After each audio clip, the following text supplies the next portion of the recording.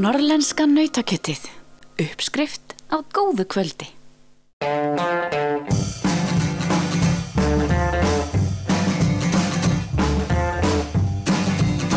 Við Suðurgötuna á Siglufirði stendur rakarastofan Hrímnir þar sem rakarinn Jón Hrólfur Baldursson ræður ríkjum. Það var fyrir nokkrum árum sem Hrólfur ákvað að flytja aftur til Siglufjarðar með fjölskylduna eftir 17 ár í höfuðborginni og opna gamaldags rakarastofu í heimabænum, en á þeim tíma var engin slík stofa starfrækt á staðnum.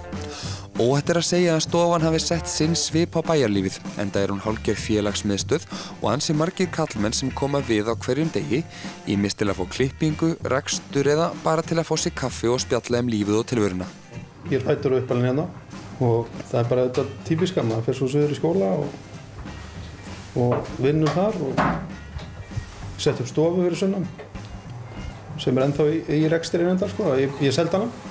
Og svo kem ég hérna, er ég fyrir sunnan í 17 ár, minnir mig að hétta sig á eitthvað sirka 17 ár. Kem svo aftur heim 2013. Hvers vegna? Heimþrá, fjölskyldan, ég á lítil börn og svolítið stór partur af því að koma heim aftur er að börnin mín fá að kynnast sko ömmu og afa betur. Ég fikk að kynnast ömmu minni mjög vel, þannig að það er svolítið mikill partur af þessu.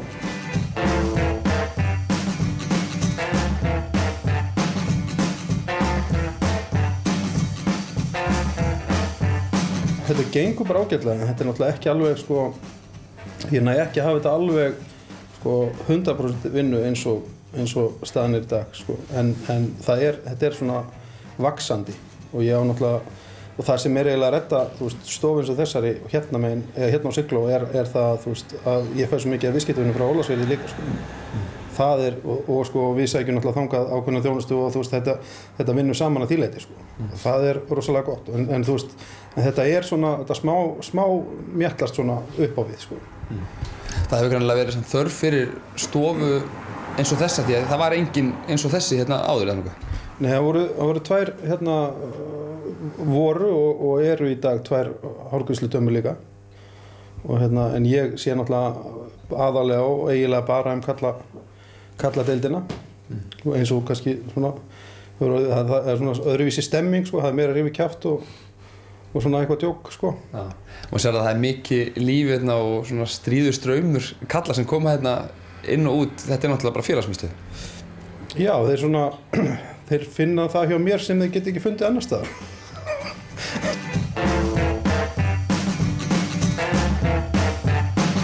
Hversu oft kemur þú hingað? Ég kem hérna daglega. Gera hvað? Ég er bara til að brjóta mig niður. Ég er svona klukkutíma hérna og síðan fer ég út til að byggja mig upp aftur. Við köllum að Sofíu frængu. Það kemur á bussin sveigjar hérna yfir gólfið og röflar og töðar. Já, ég er svona í uppvaski og svona sko. Það er mjög gott að koma hérna og þetta er svokallaður karlaklúbbur til ég. Og komi ein og ein hérna, það fer nú eftir hvað hún er falleg sem fara að fara inn. En hérna, það er mjög gaman að koma hérna og byrja hérna. Ég byrja nú ekki hérna sko, svo sem en ég kem alltaf við. Og hvað er rætt? Það er bara ýmislegt maður. Við förum alla flóruna maður. Bæjarpólitíkin og knattspyrna og trúna og stundum er spjallað um mat. Það er svona áhugamál okkar hérna margra sem koma. Ég sá á Facebook-síðunni að það er talað um að sko það sem metnaðurinn í klippingum er algjört aukaatriði eða eitthvað í þá áttina. Hvað er aðalatrið? Það er bara peningurinn. Það er bara... Nei, þetta er náttúrulega bara djók, þetta er bara eins og allt hérna inni. Þetta er eiginlega bara djók og gaman. Maður reynir svona að vanda sig við allavega þessu með Dr. Phil-klippinguna. Mér finnst hún skemmtilegust. Já. Kallinn? Já, það er auðveldast svona að eiga við það. Já. Mest á hún að græða ef maður er snöggur sko. Já. Hvað eru flóknustu klippingarnar? Dömu klippingar annars.